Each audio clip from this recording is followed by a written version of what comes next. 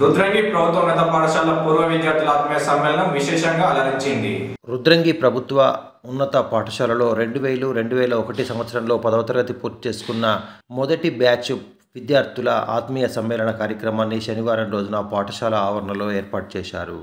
దాదాపు 25 సంవత్సరాల అనంతరం ఒకే చోట విద్యార్థులందరూ చేరి వారి జ్ఞాపకాలను గుర్తు చేసుకున్నారు. ఈ సందర్భంగా ఒకరినొకరు పలకరించడమే కాకుండా వారికి విద్యాబుద్ధులు నేర్పిన ఉపాధ్యాయులను సైతం ఆహ్వానించి వారితో తమ ప్రస్తుత పరిస్థితులను ఈ సందర్భంగా అడిగి తెలుసుకున్నారు. అకాల మరణం పొందిన పలువురు ఉపాధ్యాయులతో పాటు విద్యార్థుల జ్ఞాపకార్థంగా 2 నిమిషాల పాటు మౌనం పాటించి వారికి విద్యాబుద్ధులు నేర్పిన ఉపాధ్యాయులను కూడా ఈ సందర్భంగా సత్కరించి గౌరవించుకున్నారు. తమకు బోధించిన ఉపాధ్యాయులైన మర్రిపల్లి అంతయ్య, గడప రాఘపతిరావు, శంకర్, ప్రహ్లాద్, పుష్పలత, విజయలక్ష్మి తదితర ఉపాధ్యాయులను ఘనంగా సత్కరించి ఈ సందర్భంగా వారిని గౌరవించుకున్నారు. కార్యక్రమంలో 10వ తరగతి పూర్వ విద్యార్థులు పెద్ద సంఖ్యలో హాజరయ్యారు.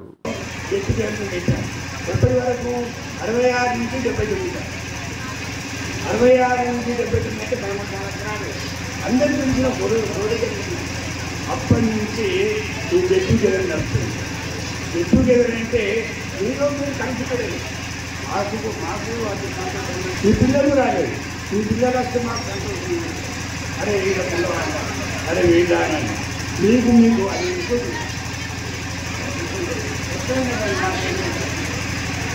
ఒకరికొకరు మాట్లాడుకుంటే బంధం జరుగుతుంది, కొట్టుకుంటే జీవనం. కాబట్టి మీరు క్లాస్మేట్స్ అందరూ క్షేమంగా ఉన్నారని నేను కోరుకుంటాను. ఎప్పటికీ కూడా కోరుకునేది అదే. సార్ పర్మిషన్ ఇస్తున్నా సార్. ఎట్లా అంటే మేడం మాకు కోఆపరేషన్ మీకు ఉంటుంది అని చెప్పేది. ఇది తప్పనండి.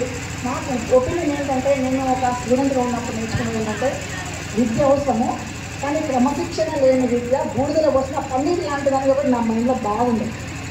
ఎందుకంటే టీచర్స్ అందరూ వెల్ క్వాలిఫైడ్ టీచర్స్, చక్కటి విద్య చెప్పేవాళ్ళు ఉన్నారు అందరూ. కానీ మీరు విద్యార్థులుగా ఉన్నత స్థాయికి రావాలంటే ముందుగా క్రమశిక్షణ అనేది చాలా ముఖ్యం. నేను వచ్చేసి క్రమశిక్షణ నేర్పించిన మిగతా అందరూ చదువు చెప్తారు. దానివల్ల మీరు ఉన్నత స్థాయి పెరుగుతారు. అప్పుడు నన్ను ఎంత తీసుకున్నారు అయినా పర్లేదు, వీళ్ళు ఉన్నత స్థితికి రావాలి. నా విద్యార్థులు, నా పిల్లలు, నేను నా పిల్లలకు చెప్పడం అంటే ఇదే ఇట్లా చెప్పడమే. బాగుపడడం అనేది ఇంపార్టెంట్. అంటే ఒక్కొక్కరికి ఒక్కొక్క మెథడ్ ఉంటుంది అన్నమాట. కొందరు కొంచెం స్మూత్గా చెప్తారు, కానీ అప్పుడు వచ్చిన కొత్తలు నేను చెప్పాలి. వీళ్ళు బాగుపడడం ఒకటే. ఆ రోజు నేను ఒక స్టూడెంట్ని. ఆ తర్వాత నేను వచ్చిన ఆ ఫస్ట్ ఇయర్ నాకు ఒక స్టూడెంట్ లాగానే పిల్లలు. ఇంకొక విషయం ఏంటంటే, ఇక్కడ లేని గురువులు, ఉపాధ్యాయులు ఎవరైతే ఉన్నారో వాళ్ళందరి నుంచి నేను చాలా నేర్చుకున్నా. అప్పుడు నేను ఒక విద్యార్థిని. ఆ తర్వాత నెక్స్ట్ ఇయర్ తర్వాత నాకు ట్రాన్స్ఫర్ అయింది.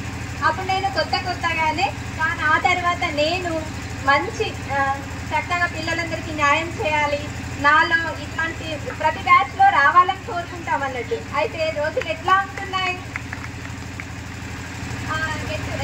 ఈ ఫేర్వెల్ పార్టీ వచ్చిందా?